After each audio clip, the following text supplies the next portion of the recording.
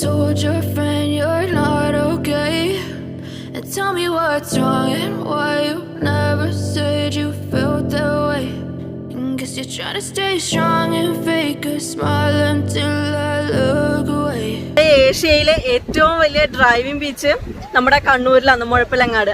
ശരിക്കും നമ്മുടെ കേരളത്തിൽ ഇപ്പോൾ വാഹനങ്ങളൊക്കെ ഓടിക്കാൻ പറ്റിയ ഏക ബീച്ച് ഈ ഒരു മുഴപ്പിലങ്ങാട് ഡ്രൈവിംഗ് ബീച്ചാണ്. ഈ മുഴപ്പിലങ്ങാട് ബീച്ചിലേക്കുള്ള ദൂരം എന്ന് പറയുന്നത് കണ്ണൂർ ടൗണിൽ നിന്ന് 15 കിലോമീറ്റർ, ഏകദേശം ഒരു 40-45 മിനിറ്റത്തെ ഡ്രൈവ് ഉണ്ട്.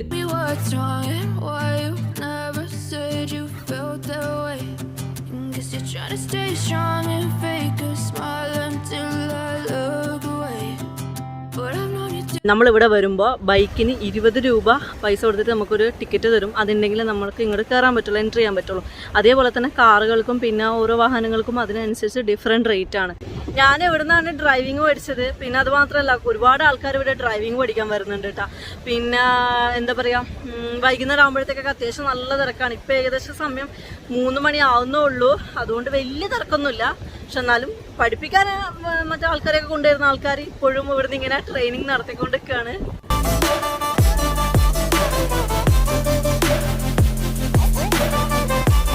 നമ്മളിവിടെ എത്തിയപ്പോൾ തൊട്ടിട്ട് ഭയങ്കര ക്ലൗഡിയാണ്. എന്താ പറയുക, സൂര്യനെ കണ്ടിട്ട് പോലും ഇല്ല.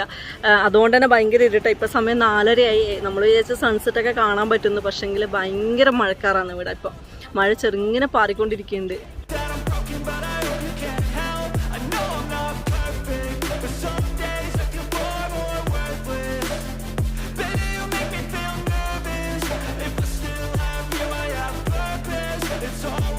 ബീച്ചിന് കുറച്ചപ്പുറം മാറിയിട്ട് ബീച്ചിൻ്റെ വടക്ക് വശത്തായിട്ട് ഇതേപോലത്തെ പാറക്കെട്ടുകളൊക്കെ നമുക്ക് കാണാൻ സാധിക്കും. ഈ കാണുന്ന പാറക്കെട്ടുകളുടെ പിക്ചേഴ്സാണ് മുഴപ്പിലങ്ങാട് ബീച്ച് എന്നുള്ള ഇവരുടെ ആ ഒരു സൈറ്റ് ഉണ്ടല്ലോ, ഗൂഗിൾ വിക്കിപീഡിയയിൽ കിടക്കുന്നത്.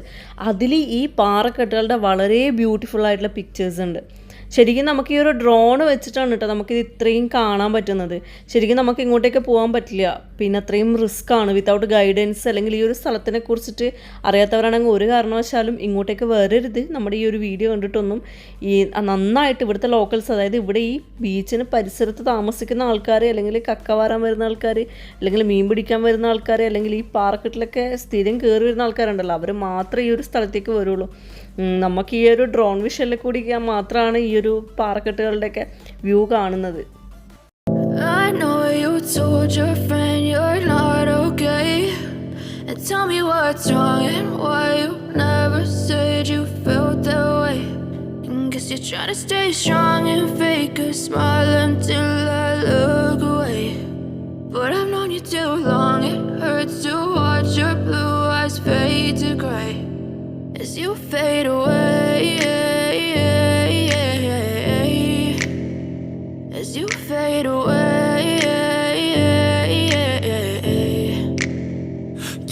ഈ മുഴപ്പിലങ്ങാട് ഡ്രൈവിൻ ബീച്ചിലല്ലാണ്ട് വേറൊരു ബീച്ചിൽ നമുക്ക് ഇന്ത്യയിൽ ഡ്രൈവ് ചെയ്യാൻ പറ്റില്ല ഇത്രയും സ്മൂത്തായിട്ട് സേഫായിട്ട്.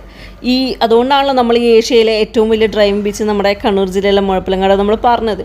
അപ്പോൾ അതെന്തുകൊണ്ടാണ് ഈ കണ്ണൂരിൽ ഈ ഒരു മുഴപ്പിലങ്ങാട് മാത്രം എന്താണ് ഇത്ര പ്രത്യേകത എന്നുള്ളത് അതെനിക്ക് സംശയമുണ്ട്. അങ്ങനെ ഗൂഗിളൈസ് ചെയ്തപ്പോൾ അതിലൊന്നും ഹിസ്റ്ററി ഒന്നും തന്നെയില്ല. അതിലാകെയുള്ളത് വേലിയേറ്റ സമയത്ത് വെള്ളം കയറുമ്പോൾ ഇവിടുത്തെ മണൽത്തരികൾ സ്ട്രോങ് ആവും സാധാരണ മറ്റുള്ള ബീച്ചുകളിലേക്ക് അപേക്ഷിച്ചിട്ട്. പിന്നെ അത് മാത്രമല്ല ഇവിടുത്തേന് ആഴം കുറവാണെന്നും പറയുന്നുണ്ട്. അതിനെക്കുറിച്ചിട്ടൊന്നും എനിക്ക് കൂടുതൽ അറിവില്ല. അപ്പോൾ അതൊക്കെ കൊണ്ടാണ് ഇവിടുന്ന് നമ്മൾ വണ്ടിയൊക്കെ ഇത്ര ഓടിക്കുമ്പോഴും ടാറൊന്നും മണ്ണിലേക്ക് ഇറങ്ങി ചെല്ലാത്തതെന്നാണ് പറയപ്പെടുന്നത്.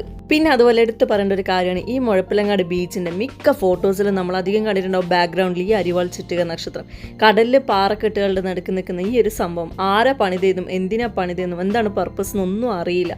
പക്ഷെ നമ്മൾ മോസ്റ്റ്ലി മുഴപ്പിലങ്ങാട് ബീച്ചിൻ്റെ പിക്ചേഴ്സ് നമ്മൾ ഗൂഗിളൈസ് ചെയ്ത് നോക്കിക്കഴിഞ്ഞാൽ കിട്ടുക ഇത് ബാക്ക്ഗ്രൗണ്ടായിട്ട് മിക്ക ആൾക്കാരുടെയും കാണാൻ പറ്റും. ഏകദേശം 5 കിലോമീറ്റർ നീട്ടമുള്ള ഏഷ്യയിലെ ഏറ്റവും വലിയ ഡ്രൈവിംഗ് ബീച്ചായിരുന്നിട്ടും ഈ ബീച്ച് നമ്മൾ വേണ്ട രീതിയിൽ ഉപയോഗിക്കുന്നുണ്ടോ എന്ന് ചിന്തിക്കേണ്ടിയിരിക്കുന്നു. കാരണം അവിടെ വണ്ടി കൊണ്ടാലും ആളുകൾ ഇറങ്ങുകയാണെങ്കിലും ചെറിയൊരു ഫീസ് കൊടുത്തിട്ടാണ് നമ്മൾ അവിടെ ആ ബീച്ചിലേക്ക് എൻ്റർ ചെയ്യുന്നത്. അതിന് തക്കതായ ഒരു ഫെസിലിറ്റിയും അവിടെ കൊടുക്കുന്നില്ല എന്നുള്ളത് നമുക്ക് കാണാൻ കഴിയുന്നത്. അവിടെ ഒരു അത്യാവശ്യം വന്നൊരു ടോയ്ലറ്റ് പോകണമെങ്കിലോ കാര്യങ്ങൾക്കോ വേണമെങ്കിൽ നമ്മൾ അപ്പുറത്തൊരു റെസ്റ്റോറൻറ്റ് കണ്ടിരുന്നു അന്ന് പോയപ്പോൾ. അവിടെ അവിടെ നിന്ന് എന്തെങ്കിലും അവരുടെ പ്രൊഡക്റ്റ് വാങ്ങിയാൽ മാത്രമേ നമുക്കവിടെ എൻട്രി ചെയ്യാനും ടോയ്ലറ്റിൽ പോകാനൊക്കെ പറ്റുള്ളൂ. അങ്ങനെ ഒരു സാഹചര്യമാണ് അവിടെ നിലവിലുള്ളത്. നമ്മൾ ശ്രദ്ധിക്കേണ്ട ഒരു കാര്യം എന്ന് വെച്ചാൽ, നമുക്ക് തൊട്ടടുത്ത് തന്നെ കിടക്കുന്ന ഗോവയിൽ പോയിട്ടുള്ളവർക്ക് മനസ്സിലാവും, അവരുടെ ബീച്ച് മാത്രം കേന്ദ്രീകരിച്ചാണ് ഏറ്റവും കൂടുതൽ ടൂറിസ്റ്റുകളെ ആകർഷിക്കുന്നതും ടൂറിസ്റ്റുകളിൽ നിന്ന് ഇത് നല്ലൊരു വരുമാനം ഉണ്ടാക്കുന്നതും. അപ്പോൾ അതൊക്കെ വെച്ച് നമ്മൾ കമ്പയർ ചെയ്യുകയാണെങ്കിൽ ഇവിടെ നമുക്ക് എന്തൊക്കെ ഫെസിലിറ്റികൾ കൊടുക്കാൻ പറ്റും? ഇത്രയും വലിയ ഡ്രൈവിംഗ് ബീച്ച് ആയിരുന്നിട്ടും നമ്മൾ എന്താണ് അവിടെ ചെയ്തുകൊണ്ടിരിക്കുന്നത്? അതൊക്കെ നമുക്ക് നമ്മുടെ സർക്കാർ കണ്ടറിഞ്ഞ് ചെയ്ത് കൊടുക്കേണ്ടതല്ലേ. അതാണ് ഇവിടെ കാണാൻ കഴിയാത്ത സംഭവം. നമ്മൾ വയലപ്പുഴ പോയിരുന്നപ്പോൾ നല്ലൊരു ഡെവലപ്മെൻ്റ് അവിടെ കാണാൻ കഴിഞ്ഞു. പക്ഷേ ആ ഒരു ഡെവലപ്മെൻറ്റോ കാര്യങ്ങളോ നമുക്കിവിടെ മുഴപ്പിലങ്ങാട് കാണാൻ കഴിയില്ല, ഇത്രയും നല്ലൊരു ബീച്ച് കിടന്നിട്ട്. അപ്പോൾ ഇന്നത്തെ നമ്മുടെ മുഴപ്പിലങ്ങാട് ബീച്ചിലെ കാഴ്ചകളൊക്കെ എല്ലാവർക്കും ഇഷ്ടപ്പെട്ടു എന്ന് കരുതുന്നു. ബാക്കിയുള്ള വിശേഷങ്ങളെയും കാഴ്ചകളുമായി നമുക്ക് അടുത്ത ദിവസം കാണാം. Stay tune and thank you. ഇങ്ങനെയൊക്കെ അപ്പോഴാണ് ഞാൻ പിടിച്ച് തിരിച്ചത്.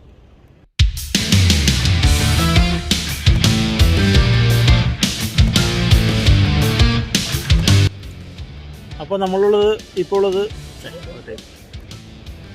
മുഴപ്പിലങ്ങാടാണ്.